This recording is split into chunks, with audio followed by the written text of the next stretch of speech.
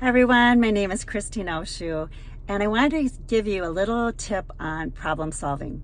Sometimes when we're trying to solve a problem and it's not going well, we start to spin and we start to worry and we just mull over it and over and over it and spend lots of time and energy.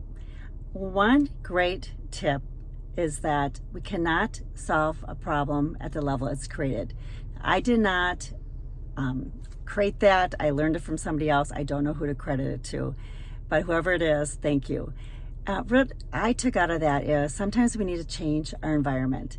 So take a break, go for a walk, stand instead of sit, go into another room, go get a glass of water, take your time drinking it, maybe have a cup of tea, call a friend, move your body, especially change the environment. Today I went for a drive. I dropped off some of my childhood friends at the airport and then pulled over at a wayside and said, okay, I'm just gonna sit here and work for a few minutes because it's a whole new environment.